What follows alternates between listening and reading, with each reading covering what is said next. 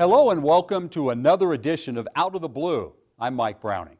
MTSU's capital campaign is well underway, with $54 million already committed toward the largest campaign in the university's history, $80 million. Highlighting the campaign's public launch was a $10 million gift from alumnus Andrew Woody Miller of Nashville, the largest outright gift in the school's history.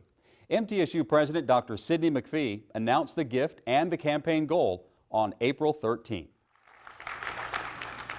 As a result of this remarkable response, Dawn and I, along with the board, Foundation Board, are pleased to announce the public launch of our Centennial campaign with an updated goal of $80 million. With that bold announcement, MTSU unveiled the largest fundraising campaign in the university's history, amid fanfare and pride over what had already been accomplished from early donors. In excess of $54 million. Nearly $54 million has already been raised over the last 3 years, due in large part to one large gift. It's my pleasure that our good friend, Andrew Woodfin Miller, has committed to providing this university the largest outright gift in the history of this university, a gift of $10 million to his alma mater.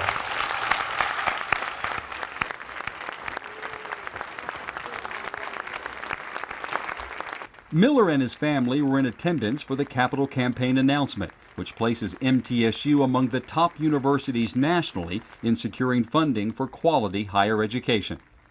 Exceptional students deserve exceptional faculty. As part of our commitment to quality, we are committed to providing our students with the opportunity to interact with the nation's leading educators and practitioners. This is an exciting time for MTSU, and I am so proud to be an alumna. Donors and other MTSU supporters also heard from Wright Travel CEO Pam Wright, who is serving as chair of the Centennial Campaign in a year that has highlighted MTSU's accomplishments while showcasing a university on the move. This is your campaign, and I'm delighted to work with each of you as we take MTSU to even greater levels of success. President McPhee says the $80 million capital campaign goal will ensure MTSU's place among the nation's top comprehensive universities. Another major unveiling took place in April in MTSU's College of Mass Communication. The new $700,000 Center for Innovation in Media got a formal and official opening with former NBC News anchor John Sigenthaler Jr. and other cornerstone donors on hand. I just have to tell you, I'm blown away. This is a remarkable day for MTSU. It's a remarkable day for higher education because you are on the cutting edge. The new center combines the newsrooms of MTSU student newspaper Sidelines, the student-run radio station WMTS-FM, the student-run record label MT Records, the student-operated TV station MT10, and WMOT-FM, MTSU's public radio station. The celebration of MTSU Centennial continues, with the commemoration making it to the hallowed halls of the state capitol. President Sidney A. McPhee and other top MTSU officials received a standing ovation from lawmakers April 5th as the House of Representatives read a resolution honoring MTSU for its 100 years of public service. Madam Speaker, I am proud today to represent Middle Tennessee State University, not only a member as the Rutherford County delegation, but also as a proud alumnus of that university. House Joint Resolution 845 by car, a resolution to honor and congratulate Middle Tennessee State University upon celebration of its 100th anniversary. The resolution described MTSU as the #1 choice in Tennessee for undergraduates, with 78% of the school's alumni living in Tennessee. During the year-long Centennial celebration, which concludes with MTSU's spring commencement on May 5th, the university has welcomed a number of high-profile guest speakers to campus. Well, students, faculty, and guests got a real kick out of hearing about the career of Dan O'Shannon, one of the writers for ABC's comedy Modern Family. Let's please welcome Dan O'Shannon. Okay, we did. Again? Okay. All right. Nice to be here. I had sweet tea today for the first time, you guys. It was great. Thanks. Nice. You know what? Here's the thing. And here, I've really not spent any time in the South, and everyone's been super, super nice.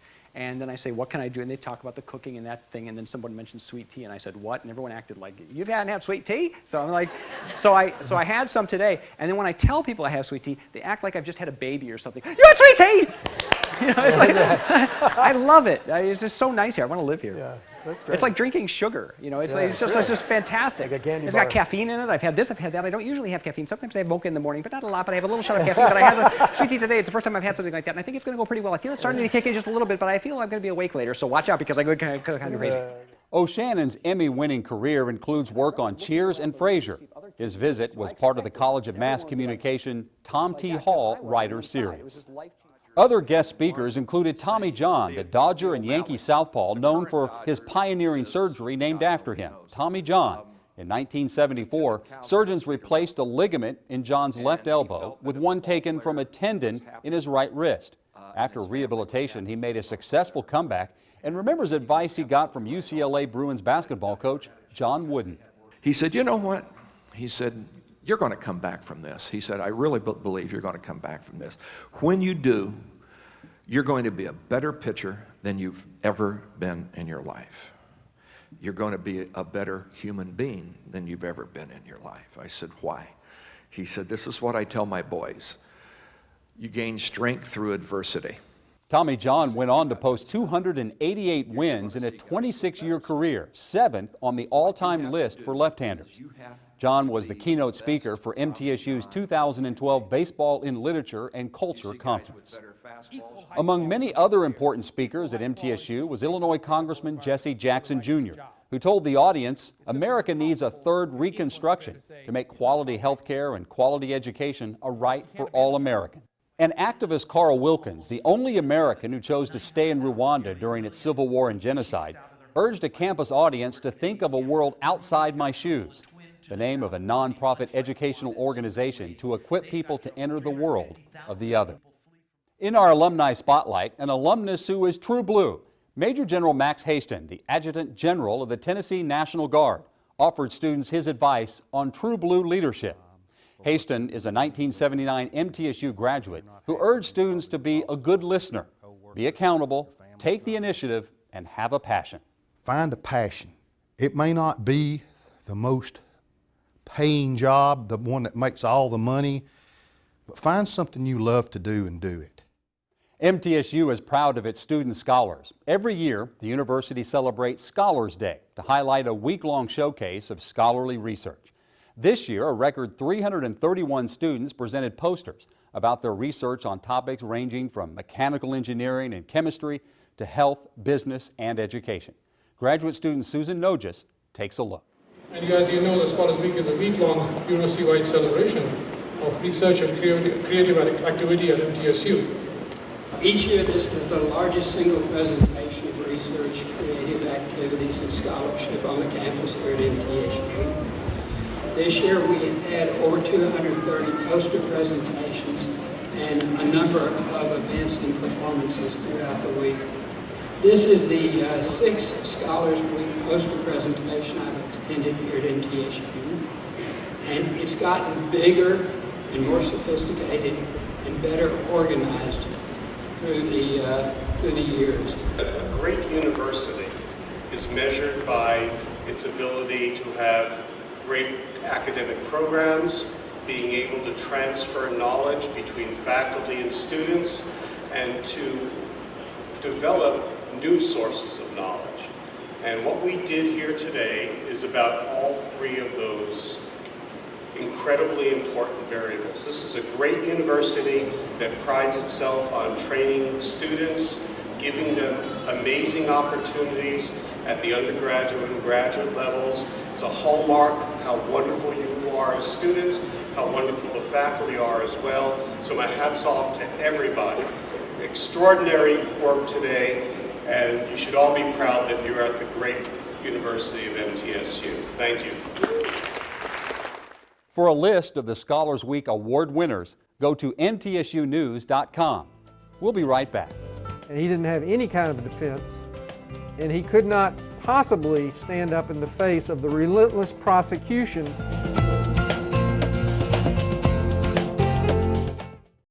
I am True Blue. As a member of this diverse community, I am a valuable contributor to its progress and success. I am engaged in the life of this community. I am a recipient and a giver. I am a listener and a speaker. I am honest in word and deed. I am committed to reason, not violence. I am a learner. Now and forever. I am a Blue Raider. I am a Blue Raider. I'm a Blue Raider. True Blue.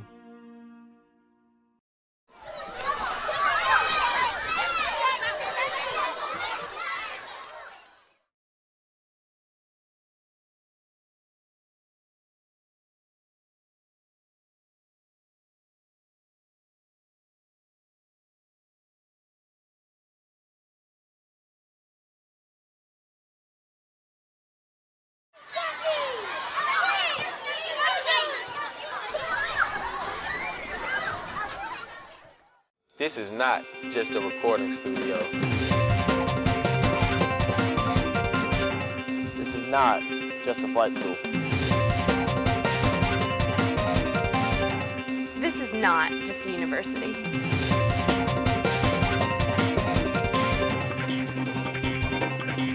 This is MTSU, home of Tennessee's best.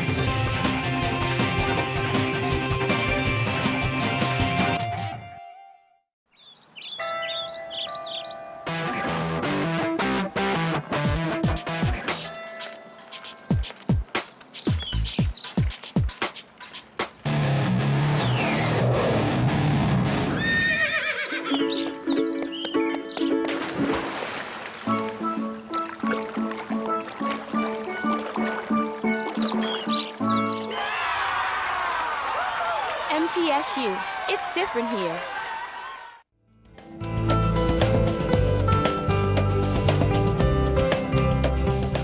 Two-time Nobel Peace Prize nominee Joseph Ingle has devoted a life to advocating for prisoners' rights, particularly for those condemned to death row. During a recent stop on the MTSU campus, Ingle discussed his latest efforts to win freedom for a man who has served more than 25 years in a Tennessee maximum security prison for a murder he may not have committed. Prison rights activist Joseph Ingle highlighted the case of Erskine Johnson, who changed his name to Ndume Olanchani. Johnson was convicted for felony murder in 1985 and sentenced to death for a store robbery killing in Memphis. Ndume had never been in Memphis, Tennessee, until they brought him there to try him for a murder. On the night of the October 2, 1983 murder, Ingle says Ndume was home in St. Louis, Missouri at his mother's birthday party. Ingle says Ndume will be the first to tell you he is no saint, who ran into the law as a juvenile and had a criminal record as an adult. The Memphis authorities, the police and prosecutors, decided they were going to try Ndume for this murder, which was a store robbery, a small little grocery store in Memphis. The store owner was killed. How on earth can a man who's never been in Memphis be tried for murder, you may be thinking? Well, I want to tell you something.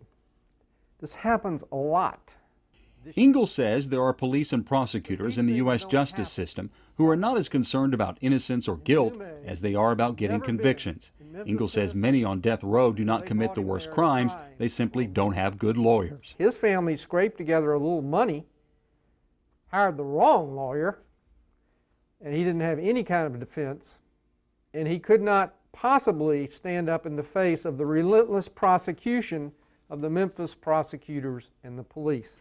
Elizabeth Starks originally stated that the perpetrators were in her house prior to the crime, but she could not identify them.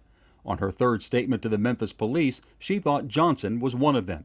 Beverly Bates, who knew Johnson, maintained that Johnson confessed to her about committing the crime. Ingle says Bates' credibility is a major problem and no eyewitnesses could identify Ndume. Of the people who did actually witness the crime, none could positively identify Ndume. One stated that Ndume, quote, kind of looked like the shooter, But he stated this after the police had repeatedly shown him photographs of Ndume and identified Ndume as the perpetrator. A second eyewitness said he could not identify anyone in the courtroom as being at the crime scene. The third eyewitness, the wife of the store owner, was also unable to identify Ndume. The crucial piece of evidence was a palm print matching Ndume and found on the car utilized in the crime and allegedly driven from St. Louis to Memphis by Ndume. Now, curiously, the initial report on the analysis of the car indicated it was someone else besides Ndume who left the palm print there. The initial report stated the results were negative in linking Ndume to the palm print. But at trial, Ingle says a mysterious transformation occurred and the palm print was Ndume's. Although the jury was told the print was obtained the day they processed the car, the DA file indicates the print was obtained a year after the car was processed. Other eyewitnesses could have been followed as possible leads. One woman picked another man, Michael Brown, out of a photo lineup and definitely indicated it was not Ndume she saw. Another witness picked out the same man and his cousin-in-law as the men he saw changing the license plate on the getaway car. A neighbor identified the getaway car as being parked at his brother's place. Ingle says the Memphis police knew that other men stole cars from the Hertz rental car agency at the St. Louis airport and brought the cars to Memphis. But Ingle says they were not pursued by the Memphis police or prosecutors. Instead, two women, Nashville Public Federal Defender Anne Marie Moyes and University of Memphis sociology and criminal justice professor Margaret Vandiver, uncovered the new information. On their own, because they knew Ndume and I knew Ndume, we began investigating this because we had gotten to know him. He's a wonderful guy. When you visit Ndume, you leave the room feeling better for having spent time with him. He's that kind of guy. Moyes and Vandiver began finding evidence and entering it into the record on appeal, not an easy task. They found eyewitnesses and got a break when the Court of Criminal Appeals ruled there was enough mitigating evidence to reverse the death sentence. The three-judge panel, by a 3-0 vote, ordered him a new trial because of all the evidence that we'd uncovered over the last 18 years. As painful as it is, Ingle contends that this is no accident that Ndume ended up on death row. Ingle says it happens all the time. As far as the Memphis police and prosecutors were concerned, he had a criminal record and they could get him, and they got him. Ingle says by the grace of God, Ndume will one day walk out of the Tennessee prison. Adding this so-called mass incarceration is what Michelle Alexander describes in her work on civil rights and criminal justice, called the New Jim Crow. And you're seeing it through the criminal justice system. We're using the criminal justice system as a tool to put black people back in their place, just like the laws did after the first Reconstruction. And we're doing it through the criminal justice system and putting them off into prisons. Ingle says reforming the system should begin with doing away with the death penalty. But Ingle is opposed to mandatory DNA testing for all convicted criminals. I don't think you can ask people to give up their civil rights to have a better criminal justice system. No one, Ingle says, should be forced to take a mandatory DNA test when accused of a crime. All rights should be fully protected under presumption of innocence, he says. Seeking justice for those wrongly convicted is what Joseph Ingle is all about. Ingle has written a new book on his relationship with Philip Workman, who was executed in May 2007 by the state of Tennessee for the murder of a Memphis police officer. We'll be right back. What makes me so delighted is that I can say without hesitation that all of these good men stood fast, arguing for an important principle. We started in 1911 with a clear mission to train Tennessee's best teachers. For the last 100 years, Middle Tennessee State University has carried out that mission and so much more. Nationally recognized as an affordable quality university, the #1 choice of undergraduates in Tennessee. As we celebrate our centennial, we look with pride at the past. We look forward to the future. Check out why we're Tennessee's best.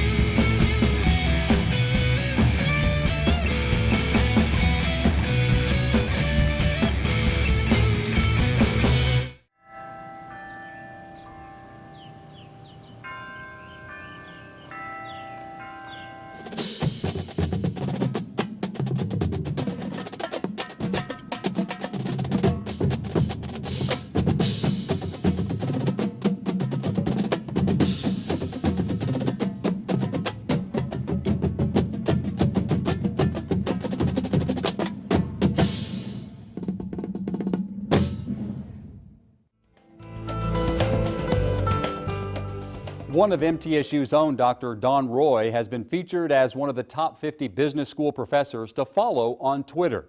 MBAprograms.org placed Dr. Roy on the list based on the number of tweets and number of followers.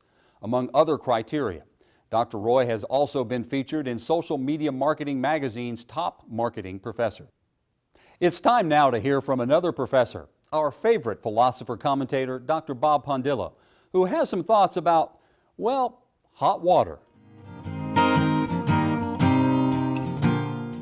College professors are hired to teach college, to be sure, but as part of the deal, most universities require its faculty to engage in scholarly or creative activity. Well, for the first 5 years of my tenure here at MTSU, I wrote peer-reviewed articles for scholarly publications, and I even did a book on early network TV censorship. But in 2005, my department encouraged me to make short films, and we've been very successful with them. Well, you may have heard I've written and directed a new film, my fifth, entitled The Miracles on Honeybee Hill, a story of love and tolerance and kindness, dealing with the issues of marriage equality, which I consider the civil rights issue of our time. And because we tell our story in an unconventional and I think very charming way, as a fairy tale, using kids between the ages of 7 and 11, we have received some pushback from those who disagree with our film's premise. Needless to say, because of that, things have gotten a little hot around here for me. All questions were asked and answered, and the bottom line, the movie was given a clean bill of health. But what makes me so delighted is that I can say without hesitation that all of these good men stood fast, arguing for an important principle.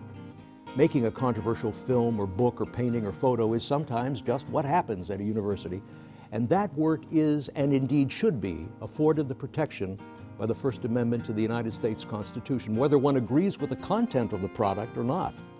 The founders of our nation coveted free, unbridled expression, give and take, discussion and persuasion, and installed protections to encourage free expression from wherever the idea came, be it then a New England printing press, or today a major film studio, or yes, even MTSU, this wonderful place where we trade in open ideas and free thought.